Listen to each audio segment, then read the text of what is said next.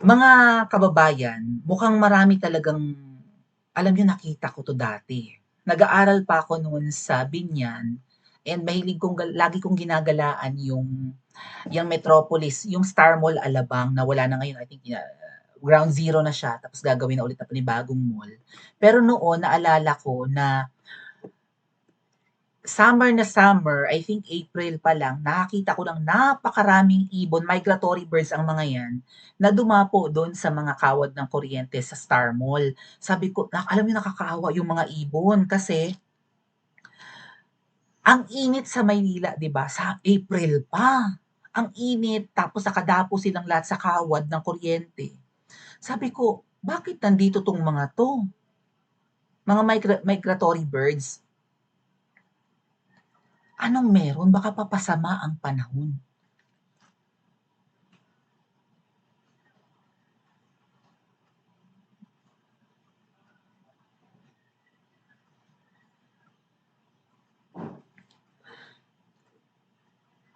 Ayan, may nag-post na isang netizen, "Ano bang mga pangitain niyan Lord, maawa ka po sa mga Bicol nun." So, sa Bicol 'to nakita 'tong picture. Mga ibon sa Albay na mataang aligaga ilang araw bago dumating ang panibagong unos ng ang bagyong Pipito. Ayon sa matatanda ay isa ito sa mga senyales na may paparating na unos kaya maghanda na ang lahat at mag-ingat. Alam niyo matalas ang pakiramdam ng mga ano 'no, may iba silang sensory perception whatever. May ibang kakayahan ang mga hayop kumpara sa tao na maka-detect ng pagbabago sa panahon, klima or whatever, 'di ba? Even yung mga isda, mga ate at kuya.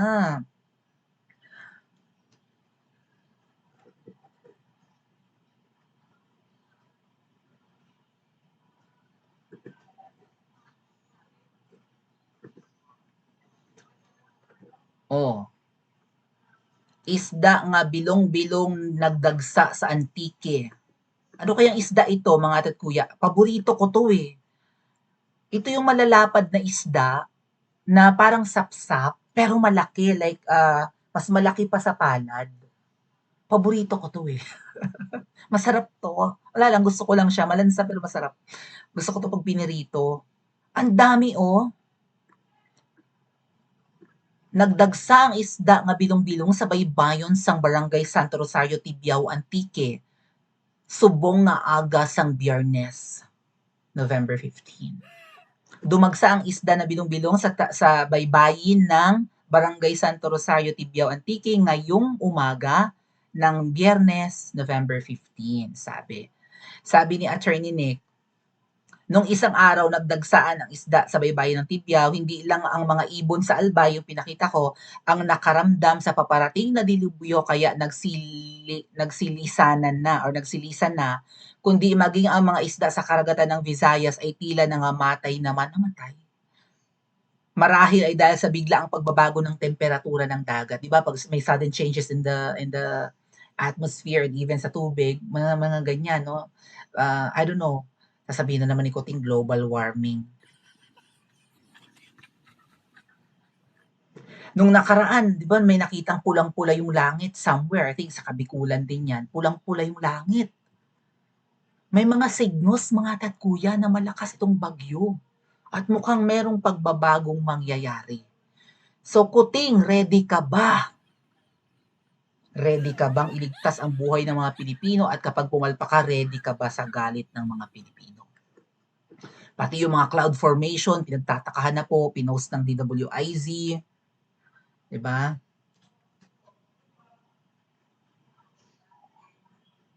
It's as if para siyang twister or ano ba tawag sa ganyan? What's that again? Yung gano'n.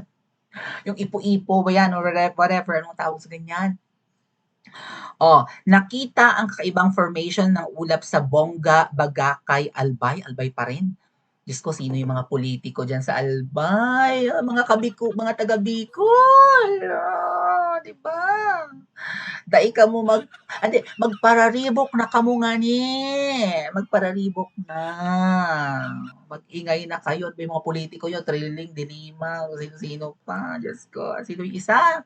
Sino yung ano? Sino yung kanang kamay ni Tambi? Nagkano kami ni Tambi. Yung tinutukoy ni VP Sara, dalawa lang ang nasusunod sa budget. Sino nga yun? Comment nyo nga sa comment section.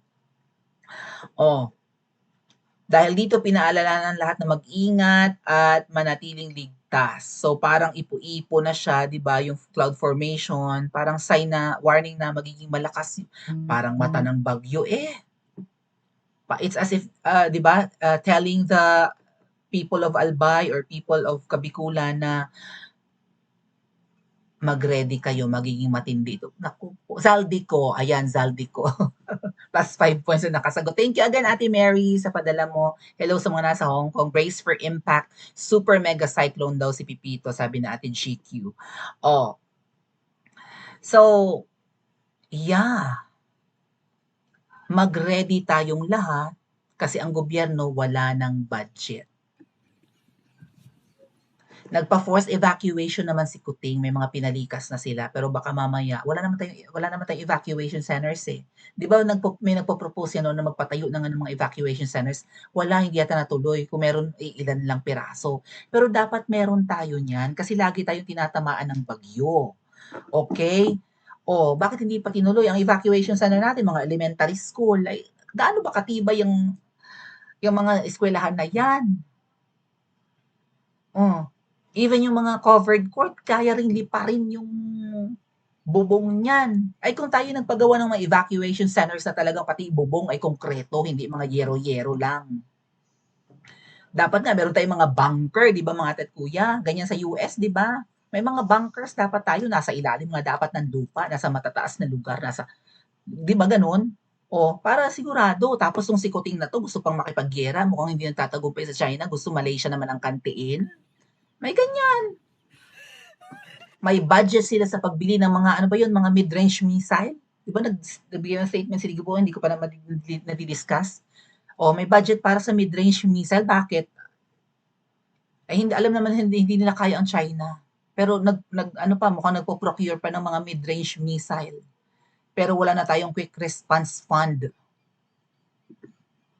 Pagdating sa pagtulong sa mga nasasalanta ng kalamidad, wala tayong budget. Pero pagdating sa arms, wala naman tayong kaaway, may budget. Abay lintik. Mag-ready po tayong lahat.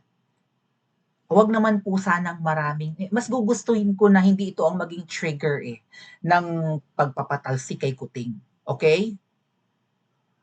But, di ba? Alam nyo, nga pala, nabanggit ni Attorney Nick sa akin na may mga mabubuwis talagang buhay bago masipa yung isang yan. May nabuwis ng buhay, may mga nagkandamatay na nung bagyong Christine, yung na landslide sa Batangas. Oh. Tapos dumalaw doon si Impactang Lisa, nag-iyak-iyak. Nakikiramay sa mga naulila. Crocodile tears naman. Yapos-yapos pa ang inanitan. Diyos ko po, kapag marami nagkandamatay, hala sige Lisa, makipagyapusan ka na naman sa mga mauulila ng bagyong ito. Ina mo ka. Oh. 'Di ba? So mas gugustuhin ko pa na walang ganyan, pero binanggit ni Attorney Nick yan alam niyo ang dami niya mga binanggit sa akin na nagkatotoo eventually. So hindi ko rin 'di ba, hindi ko rin maiaalis yung possibility na baka magkatotoo yung sinabi niya na may mga mabubuwis talagang buhay. Sabi ko, paano pala kung halimbawa nga na 'di ba, dumagsa ang tao sa EDSA, even Luneta or Liwasan kung saan niyo gusto, baka mamaya may mga buhay na mabuwis diyan.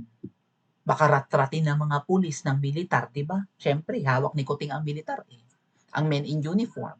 Sabi ko nag-aalala ako kung ako nga tatanungin yung mga ate at kuya, labag sa loob ko na na magkaroon ulit ng people power.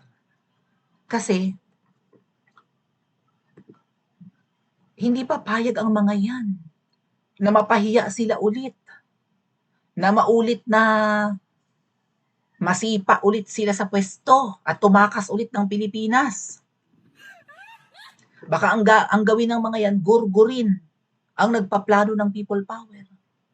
Gurgurin ng palihim at bayaran ang media para walang ebidensya. at hindi maging international news at hindi matuloy ang pagdagsa ng tao.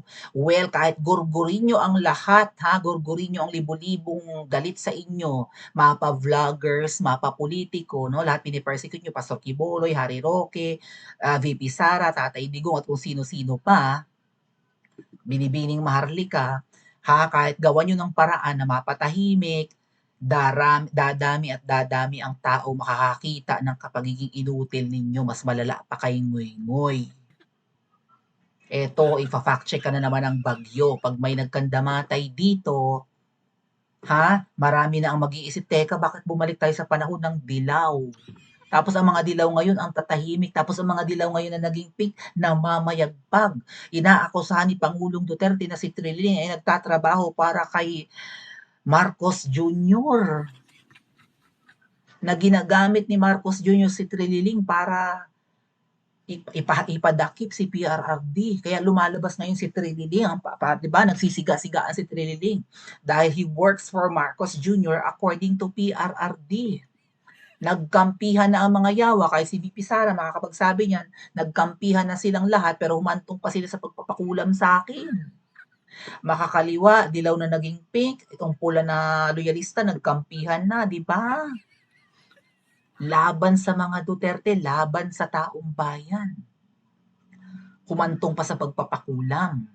Patahimikin nyo man ang lahat ng kritiko ninyo, nakapwesto man, politiko man, public servants na matitino, even vloggers, kasi napatahimik nyo ang media, pero mga vloggers hindi. Makikita at makikita ng taong bayan na walang kinaibahan ang panahon ngayon sa panahon ni Ngoy-Ngoy at mukhang mas malala pa. Akala natin magiging golden age kasi yun ang press release ng mga loyalista, golden age nung panahon ng tatay ni Kuting. Pag umupo si Kuting, golden age ulit. Anong golden age? Trillion ang budget, wala rin nakikita ang budget. Tapos ito, dumadating ang napakaraming bagyo, hindi handa. Ubos na ang pera. O ang daming signo. Sana ang mga signos ito, again po, ang sabi nga po, balikan ko si Attorney Nick, sabi niya, may mabubuwis na buhay bago magkaroon ng pagbabago sa Pilipinas. Sana tama na. Thank you so much po, Venchito Abaw. Sana tama na yung mga nabuwis ng nabuhay noong Bagyong Christine, noong nakaraang buwan lang ba yun? October lang ba ang Bagyong Christine? Parang November nga lang din. Basta nitong nakaraang mga linggo lang, yung mga nagkandamatay na natabunan ng lupa dyan sa Batangas, sana tama na yun. Mas gugustuhin ko pa na hindi 'di ba, na nandiyan pa si Kuting kaysa libo-libo ang mamatay dahil sa bagyong ito. Dito natin malalaman, ha? Kuting, all eyes are on you. Hindi lang ang mga nasa Pilipinas, kundi ang international, 'di ba? Ang international community, ang ibang bansa. Nararamdaman ng marami na mauulit ang Yolanda at mauulit ang naging damage ng Yolanda sa panahon mo. Ha? Ano, handa ka ba? Maya't maya nananalo sa loto Baka pwedeng manghingi ka ng balato sa nanalo sa loto at idagdag sa ibibigay na relief goods. Or namigay ka nga ng nabigay ka nga ng yero at plywood. Diyos ko po, ilang piraso. Ina mo ka. Mas maganda pa ang pinamigay ni Noynoy noon. Kung si Lenlen namigay ng pawid at kokolamber, ikaw namigay naman ng ilang pirasong yero, ang liliit pa. Ang plywood mo pa, yung plywood mo pa, yupi-yupi, parang substandard, parang nabasa na. Ano yun, parang kulungan laang ng aso ang paggagawa. Ina mo ka, paghandaan mo ang bagyong ito dahil pag hindi, sipa ka ng magaling. Pag nagkandamatay ang mga Pilipino sa bagyong ito, mabubulgar ang pagiging inutil mo, mag-iisip ang taong bayan, tama ba ang binoto natin, matino ba to, nangako to ng pagpapatuloy ng nasimula ni PRRD, hindi naman. Ha? Maiisip ng tao na parang, wait, teka, iba talaga, inutil talaga. Walang pakialam hindi handa, hindi alam ang ginagawa. Hindi kaya totoong adik ito, hindi kaya totoong nagpupulburon ito. Paki-comment po sa comment section at mag-like and subscribe din po kayo.